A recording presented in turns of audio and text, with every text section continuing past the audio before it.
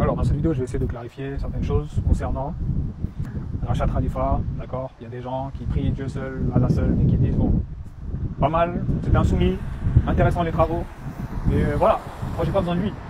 C'est toi-même qui me l'as fait découvrir, mais on n'a pas besoin de lui. C'est pas une nécessité de devoir le soutenir, c'est pas une nécessité de le prendre comme messager pour réussir. Voilà, bien, le nombre 19, etc. C'est bien, machallah, mais pour moi, le prendre comme messager, je prie Dieu seul, ça me suffit, mais toutes ces choses-là, j'en ai pas besoin. C'est ça que je vais clarifier avec toi. Je veux te faire comprendre que beaucoup de gens sont dans un coranisme libertin. Moi, je ne suis pas coraniste. C'est une appellation qu'on peut me donner parce que je reste fidèle au livre sacré, au texte, aux révélations de Dieu. Et il y en a plusieurs comme moi, mais qui ne se soumettent pas totalement. Je te donne un exemple. Quand je dis aux gens, Rachat Khalifa, c'est un messager, on a plein de preuves. J'ai un document que tu peux consulter concernant cette chose que je suis en train de te dire aujourd'hui. C'est un messager de Dieu. Ce n'est pas n'importe qui. Ce n'est pas quelqu'un qui passe dans la vie et puis tu peux fermer les yeux quand tu as connaissance de lui. Parce que son arrivée, ce qu'il a reçu, ce qu'il a prêché, ce qu'il a eu, ce qu'il a délivré, ce n'est pas du n'importe quoi, tu vois. C'est pas comme quelqu'un qui fait des recherches, on trouve le miel, les abeilles, et puis on trouve les propriétés sur le miel, etc. C'est intéressant du coup, machallah. Ça n'a rien à voir avec ça. C'est pour te dire qu'en gros, c'est pas juste quelqu'un qui fait des recherches sur le livre, qui trouve des choses extraordinaires, qui les présente aux gens, et puis ça s'arrête là-bas. Pas du tout. C'est un messager de Dieu. Et là où je dis en sursis, tous ces gens qui disent oui, Coran seul, mais bon, Rachat Khalifa, etc. De côté, apparemment. En sursis. Pourquoi en sursis? Si tu lis le Coran en entier, tu verras à quel point l'envoi d'un messager est une épreuve pour les peuples. Aujourd'hui, on a Internet. Tout le monde ne connaît pas le messager.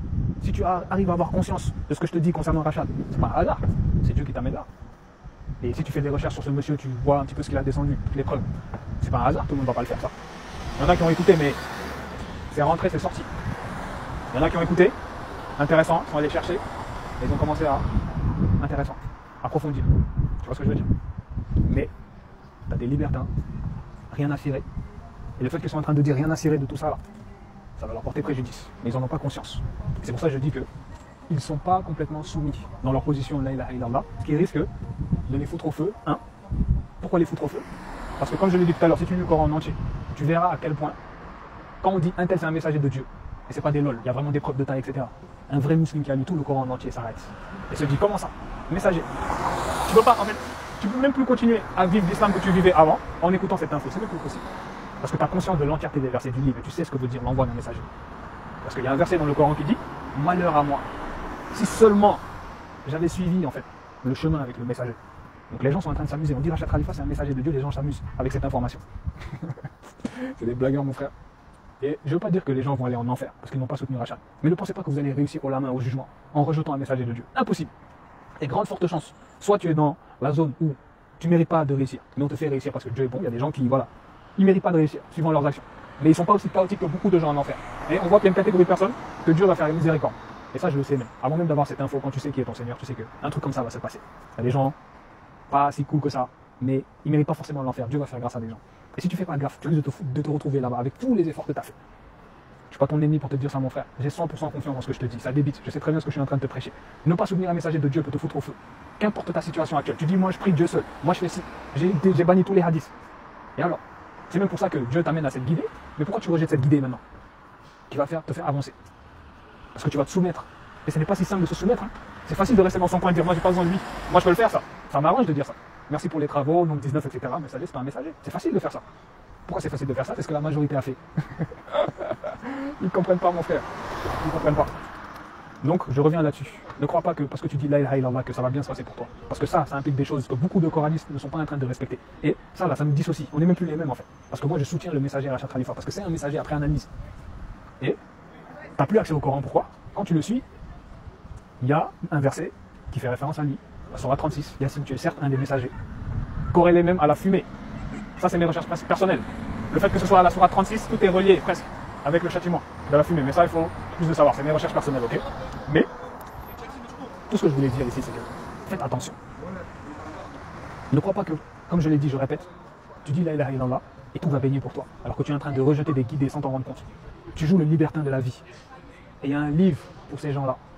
C'était les libertins dans la vie.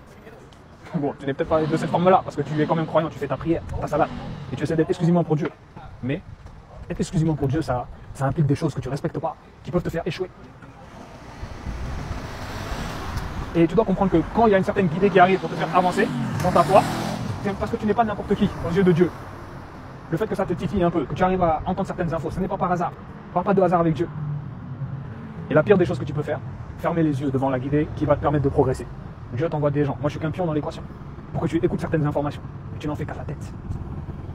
Et je répète, Rachad Khalifa est un messager de Dieu. Ce n'est pas un être humain lambda qui trouve des trucs intéressants dans le Coran et qui circule. Ce n'est pas un être humain comme ça.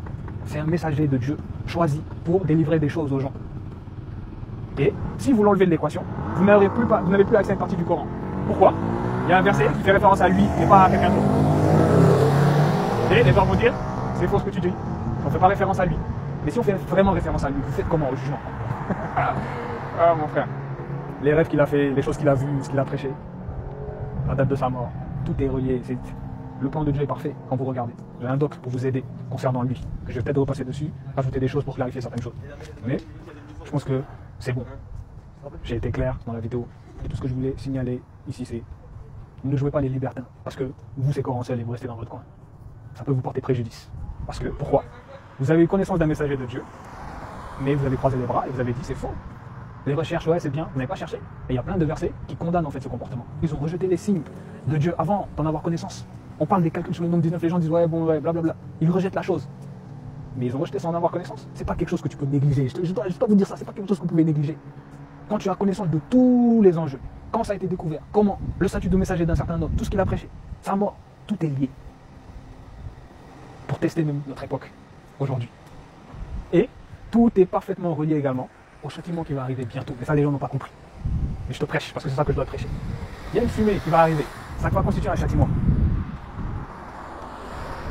Et qu'est-ce qui se passe après l'envoi d'un messager? On dit un tel c'est un messager, et un messager qu'on a rejeté. Lis le Coran en entier. Donne-moi la réponse. Châtiment qui vient punir les gens qui ont rejeté un messager de Dieu. Et ça va arriver, t'en fais pas. La fumée va arriver. Et j'espère que tu seras du bon côté. Celui qui n'a pas dit en fait que non, c'est pas un messager. Et qui en a fait qu'à sa tête. Je vais faire de ma façon. Coran seul, hein. Je joue les libertins. Je prends les versets et puis nanani. C'est bien de faire ça. Il ne faut pas être bête. Il faut ouvrir ses oreilles. Et vérifier les informations. On vous a dit, Rachad Khalifa est un messager de Dieu. Qui permet d'avancer dans la compréhension du Coran. Première preuve pour prouver que c'est un messager, je vous ai déjà dit. Rachad a 19 fois dans le livre. Rachad Khalifa qui trouve le nombre 19 et tout ce qui va avec. Vous voulez quelle preuve de plus? C'est trop évident ce que je vous dis. Et le pire, c'est que, même pas le pire, le mieux, c'est qu'il y a plein d'autres preuves. C'est hallucinant de comment les gens se sont détournés de ça. C'est évident que ça vient de Dieu. Néglige pas ce que je te dis aujourd'hui. C'est pas parce que tu dis la ilaha illallah que tout va baigner pour toi. Parce que la majeure partie des gens qui disent ça, même dans leur prise de position concernant la ilaha illallah, ils sont pas complets. Pas complets pourquoi? Parce qu'ils refusent de se soumettre à des choses auxquelles ils doivent se soumettre à leur époque. J'ai dit un tel c'est un messager, faites les recherches, analysez. Cette personne que je suis en train de dire, pourquoi c'est grave de ne pas la prendre comme messager? Parce qu'elle a enduré comme tous les messagers sur la terre. Elle s'est fait insulter, critiquer, on a rejeté plein de signes de Dieu. Et toi aussi, faire comme tous les autres qui ont le statut de criminel aujourd'hui. Parce qu'ils préfèrent soutenir leurs idoles que de revenir à la religion pure qui a été clarifiée par un messager de Dieu. Donc, c'est pas de la blague. Cette prise de position où toi tu restes en retrait et tu dis, non, c'est pas un messager, tu restes de côté. Tu n'imagines même pas à quel point ça peut avoir des conséquences. Comment tu es vu même par Dieu en faisant ça. C'est pour ça qu'il y a un verset qui dit, malheur à moi, si seulement j'avais suivi le chemin avec le messager, si seulement le messager était là, les gens prêchaient le message du messager, les gens étaient en train de te dire, lui c'est un messager de Dieu, soutenez-le. Mais moi je bouchais mes oreilles comme un idiot et tu te retrouves au jugement en train de dire, mais qu'est-ce qui m'a pris? Pourquoi j'ai pas suivi le chemin? Le chemin était clair. Le messager, pourquoi je l'ai pas pris comme messager? Ils ont amené la vérité, la religion pure, ils ont clarifié le livre, donné les preuves, le nombre 19, tout ça, présent dans le livre, les preuves que ça consiste, lis la Sourate 94 dans l'entier, tu vas voir que c'est pas de la blague. Mais comme il n'y a pas de gens bien pour te prêcher bien les choses de façon ferme, on est une minorité. C'est pour ça qu'on banalise l'affaire. Mais c'est ça qu'on doit prêcher. Avance. Tu as conscience de ce que je t'ai dit? Fais les recherches. Analyse. Lis le livre en entier. Et tu vas vraiment, ça va te débloquer dans ta foi, ça va te débloquer. Tu vas vraiment te dire que. Mais l'envoi d'un messager, c'est une information que. Mais les gens sont fous là pour passer à côté. Parce que c'est une épreuve pour les gens qui permet de te faire avancer ou reculer. Si tu lis la Sourate 74 en entier, qui a été clarifiée par un messager récent, impossible à clarifier avant lui. C'est pour ça que je dis, vous enlevez Rachad Khalifa de l'équation de la religion, vous perdez la foi carrément. Parce que vous n'avancez plus avec lui.